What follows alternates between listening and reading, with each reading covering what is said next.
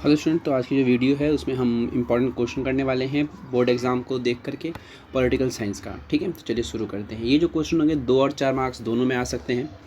तो कुछ क्वेश्चन मैंने सेलेक्ट किए हैं जिसके आने के चांसेस हैं। जैसे कि मान लीजिए आपका पहला क्वेश्चन जो हो सकता है वो ये है कि what is the impact of the emergency on newspaper and magazines. ठीक है, तो आपके भारत में जब 1975 को इमरजेंसी लगाई गई थी तो इसका जो इम्पैक्ट है न्यूज़पेपर्स एंड जो मैगजीन्स थी आपकी, इस पर क्या रहा, ये पूछा गया। तो पहली चीज़ इसमें जो कर दी गई थी, तो गवर्नमेंट ने क्या कर दिया था कि प्रेस सेंसरशिप लागू कर दी थी और जो फ्रीडम थी किसकी, प्रेस की, उसको सस्पेंड कर दिया गया था एक तरीके से।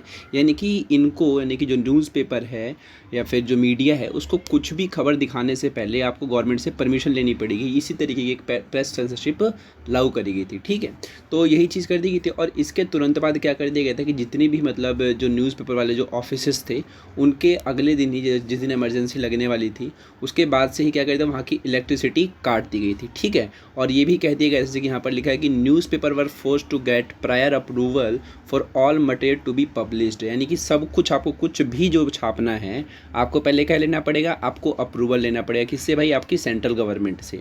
ठीक है, बहुत सारे जो जर्नलिस्ट थे उस समय उनको गिरफ्तार कर लिया गया था। और जैसे कि मान लीजिए यहाँ पर इंडियन एक्सप्रेस है और जो स्टेट्समैन है, ये न्यूज़पेपर्स थे, इन लोगों ने मतलब अपने जब अखबार ये लोग छापते थे तो कुछ जगहों को खाली छोड़ देते थे। इसके साथ साथ क्या था, एक और था जो सेमिनार और मेन स्ट्रीम थे। ये 2 मैगजीन थी जिन्होंने अपने आप को पूरे तरीके से क्लोज़ कर लिया था, कि बंद कर लिया था कि अब हमें कुछ छपाई वपाई ही नहीं करनी है। तो यही एक आपका इम्पैक्ट देखने को मिला था। एक नहीं 3-4 इम्पैक्ट हो गए आपके, जो कि न्यूज़पेपर्स पर और मैगजीन्स पर देखने को मिले थे। कब, ये इमरजेंसी के समय में। ठीक है, तो चलिए, अगर आप ये मेरी वीडियो देख रहे हैं तो प्लीज़ मुझे कमेंट सेक्शन में बताइए कि आपके भारत में पहली बार जो लॉकडाउन लगा था, सॉरी इमरजेंसी लगाई गई थी, वो कब लगाई गई थी। ठीक है, चलते हैं फिर अगले क्वेश्चन पे। अगला क्वेश्चन है आपका कि explain the role played by syndicates in the Congress party. यानी कि जो सिंडिकेट है इसका क्या रोल था, ये हमें पता करना है।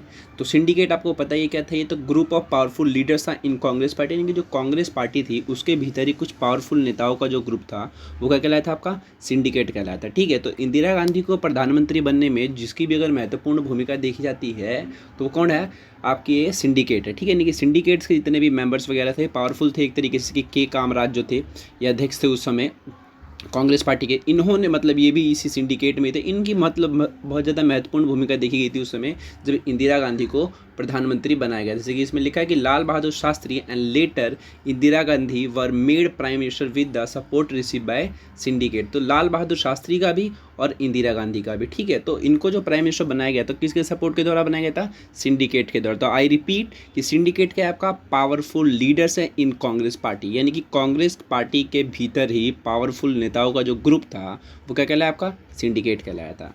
ठीक है, और यही सिंडिकेट जो है आपका बाद में कांग्रेस ओ में चला गया था, और कांग्रेस की जो अपनी पार्टी थी कांग्रेस आर, वो इंदिरा गांधी की थी, वो अलग स्प्लिट हो गई थी कांग्रेस के भीतर से। ठीक है, तो कांग्रेस पार्टी जो थी वो 2 भागों में बट गई थी, कांग्रेस ओ और कांग्रेस आर। ठीक है, तो ये 2 नंबर में क्वेश्चन देखने को मिल जाता है आपका, तो आप 2 नंबर में ये सब लिख सकते हैं। ठीक है, और चलते हैं फिर अगले क्वेश्चन पे। अगला क्वेश्चन है आपका कि state 2 objectives of NITI Aayog. ठीक है, तो एक और क्वेश्चन आपके लिए, नीति आयोग यानी कि नीति की फुल फॉर्म बताइए मुझे कमेंट में। ठीक है, अब चलिए इसका ऑब्जेक्टिव मैं आपको बताऊँ। ऑब्जेक्टिव क्या है इसका, कि नेशनल सिक्योरिटी और इकोनॉमिक पॉलिसी, ये जो भी 2 चीज़ें हैं, इसका जो prepare strategic and long framework for of policy and programme, ये काम किसका है, ये काम आपका आएगा इसमें यूनियन गवर्नमेंट का। ठीक है, तो ये जो नीति आयोग है आपका एक तरीके से कैसा काम करता है, ये थिंक टैंक का काम करता है कि हमें जो नेशनल सिक्योरिटी लेकर के आनी है, इकोनॉमिक पॉलिसीज़ लेकर के आनी है, तो ये सब कौन लेके आएगा, आपका नीति आयोग ही लाएगा। ठीक है, लेकिन ये यूनियन गवर्नमेंट के अंदर में आता है आपका।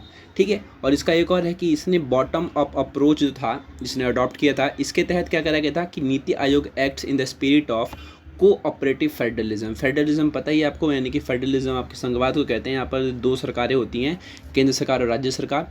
तो यहाँ पर कहता कि federalism as it ensure equal participation of all states in the country. यानी कि इसमें क्या करा गया था, जब इन लोगों ने ये नीति अपनाई थी, इसके कहने का मतलब ये था कि आपके एक भारत को बनाने में सभी राज्यों की भूमिका है, तो सभी को हम इक्वल पार्टिसिपेट करने का मौका देंगे। इसी के तहत इसमें आता है आपका जो ऑब्जेक्टिव में आएगा। ठीक है, यानी कि कोई भी आपका जो मुद्दा है अगर उस पर बात विचार करना है, कोई भी फैसला लेना है, तो अकेले सेंट्रल गवर्नमेंट नहीं लेगी, मतलब जितने भी स्टेट्स वगैरह हैं उनसे भी पूछा जाएगा। इस तरीके की ये बॉटम अप अप्रोच आप लिख सकते हैं। ठीक है, तो ये 2 हो गए इसमें ऑब्जेक्टिव। चलते हैं अगले क्वेश्चंस पे। अगला क्वेश्चन क्या आपका कि what are the changes that occurred in Indian politics after 1977 election, यानी कि 1977 में जो इलेक्शंस हुए थे उसके बाद से कौन कौन से में चेंजेस देखने को मिलते हैं इंडियन पॉलिटिक्स में। देखिए, पहली बात तो यह ध्यान रखना कि कांग्रेस पार्टी पहली बार ऐसी एक पार्टी हुई थी जो कि हारी थी, तो 1977 में हारी थी। ठीक है, पहली बार अगर हारी गई थी, बहुत बुरी तरीके से हारी थी, तो 1977 में ही हारी थी। ठीक है, और उस समय इसने अपने आप को आइडेंटिफाई किया था कैसे, एक सोशलिस्ट और एक प्रो पुअर पार्टी के रूप में किया था, यानी कि मतलब गरीबों के लिए बहुत सारे मतलब जो योजनाएं वगैरह चलाई गई थी, इंदिरा गांधी ने चलाई थी उस समय, जैसे गरीबी हटाओ का जो नारा था इसके बाद ही दिया गया है आपका।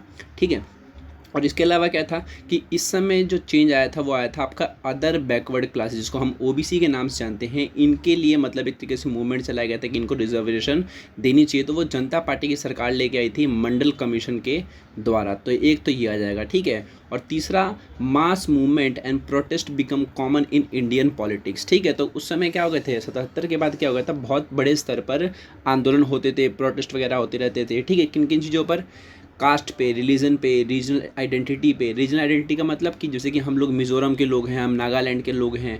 रिलीजन का मतलब धर्म के नाम पर आपको अगर मतलब आरक्षण चाहिए, कास्ट के नाम पर आरक्षण चाहिए। तो इस तरीके के मास मूवमेंट उस समय बहुत चलाए गए थे। कब, 77 के बाद की राजनीति में। तो ये 3 चेंजेस आप लिख सकते हैं पूरे के पूरे किसमें, कि what are the changes that occurred in Indian politics after 1977 elections. ठीक है, चलिए अगले क्वेश्चन पे चलते हैं। अगला क्वेश्चन आपका कि describe the provision of national emergency, यानी कि आपका जो प्रावधान बताना है कि इसका भारतीय जो आपका राष्ट्रीय आपातकाल लगा था इंडिया में उसका। तो national emergency can be declare under the article 352, यानी कि आर्टिकल नंबर कौन सा आपका ये 352 है। इसी के ज़रिए हमारे भारत में पहला आपातकाल लगाया गया था। Whereby the security of India is threatened by war और एक्सटर्नल अग्रेशन और आर्म रिवेलियन। ठीक है, और से उस समय तो जो लगाया गया था वो इस वजह से लगाया गया था क्योंकि भारत में जितने भी मतलब नेता वगैरह थे या फिर जो एक तरीके से गृह युद्ध की स्थिति सी बन गई थी। ठीक है, और इसकी वजह से हमारे भारत में पहली बार आपातकाल लगाया था। इंदिरा गांधी की सरकार थी और लगाया किसने था, उस समय राष्ट्रपति कौन थे, ये भी आप मुझे कमेंट सेक्शन में बताइए। ठीक है, चलिए। और दूसरा इसमें है कि the term internal disturbance that were used to declare emergency. देखिए यहाँ पे लिखा है ना कि इंटरनल डिस्टर्बेंस, यानी कि अशांति। कैसी अशांति, देश के भीतर ही इतनी अशांति हो गई थी जिसकी वजह से हमें क्या करना पड़ता, इमरजेंसी डिक्लेयर करनी पड़ गई थी 1975 में। और was replace by the term arm rebellion in 1978 so that it may not be misuse again. बाद में इसको चेंज कर दिया गया था कि मतलब आप सिर्फ इस चीज़ पे तो आप इमरजेंसी नहीं लगा सकते। ठीक है, ये बाद में चेंज हुआ है, लेकिन अभी ये बताया गया है कि describe the provision of national emergency. तो उस समय जो लगा था वो आप ये बताएंगे सिर्फ। ठीक है, तो अगला क्वेश्चन देखते हैं, अगला क्या है आपका। तो 5 क्वेश्चन है, 5 क्वेश्चन आपको समझ आ गए होंगे। अगर आपको समझ नहीं आता है तो प्लीज़ इस वीडियो को दोबारा देखिए और प्लीज़ मेरी वीडियो को थोड़ा शेयर कीजिए, सब्सक्राइब कीजिए। फिर मिलते हैं अगली वीडियो में।